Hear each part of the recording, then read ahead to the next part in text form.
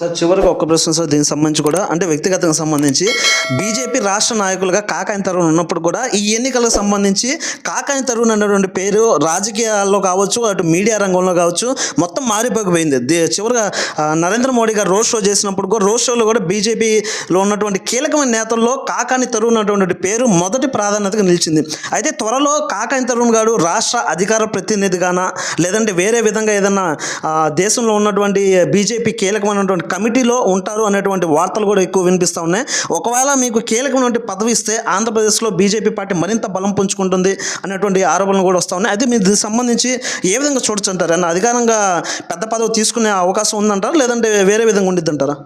అంటే ముందుగా భారతీయ జనతా పార్టీ యొక్క సిద్ధాంతాలని అర్థం చేసుకుని అటు ఆర్ఎస్ఎస్కు సంబంధించినటువంటి సైద్ధాంతికతని మనం వణికిపుచ్చినట్టయితే కనుక ఇది మనం కేవలం ఏదో వ్యక్తిగతంగా ఎదగటానికి కాదు, ఇది దేశ పునర్నిర్మాణానికి ఉపయోగపడే పార్టీ అని చెప్పేసి ముందుగా నేను ఈ పార్టీలో జాయిన్ అవ్వడం జరిగింది.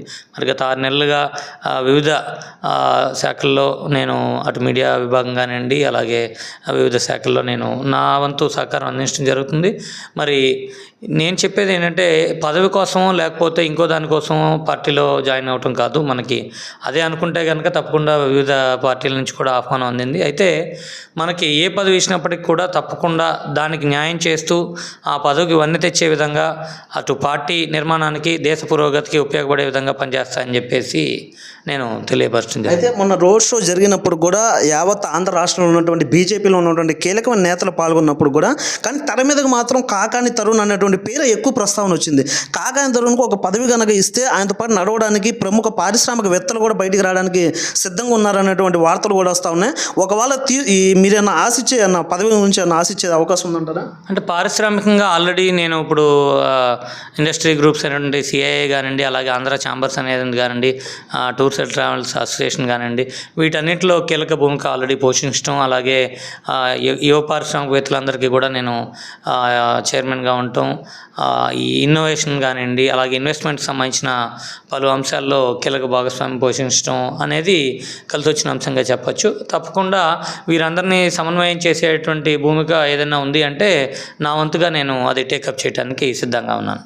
Okay sir, thank you sir. అయితే ఇది ప్రస్తుతానికైతే ఆంధ్రప్రదేశ్ రాష్ట్రానికి సంబంధించి కేంద్రంలో ప్రవేశపెట్టినటువంటి బడ్జెట్ గురించి బీజేపీ రాష్ట్ర యువనేత అయినటువంటి కాకాని తరుణ్ గారు చెప్తున్నటువంటి ముచ్చట్లు. అయితే దీనికి సంబంధించి కూడా రానున్నటువంటి రోజుల్లో బీజేపీ ఆంధ్ర రాష్ట్రంలో మరింత బలం పుంజుకోవాలంటే బీజేపీలో ఉన్నటువంటి యువ నేత రాష్ట్ర నాయకులు అయినటువంటి కాకాని తరుణ్ గారికి ఒక భారీ స్థాయి పదవి ఇస్తే ఆయనతో పాటు నడవడానికి అందరూ సిద్ధంగా ఉన్నటువంటి వార్తలు కూడా తెర మీదకి వస్తూ ఉన్నాయి. ఒకవేళ అధికారికంగా ఏదైనా పదవి ఇచ్చినా కానీ దాన్ని నడిపించి ఆ పార్టీ సిద్ధాంతాలు ఏవైతే ఉన్నాయో వాటిని ప్రజల్లోకి తీసుకెళ్లి మళ్ళీ రానున్నటువంటి ఎన్నికల్లో బీజేపీ పార్టీని ఆంధ్ర రాష్ట్రంలో మరింత స్థాయికి నుంచోబెడతాం అనేటువంటి మాటలు కూడా చెప్తా ఉన్నాం.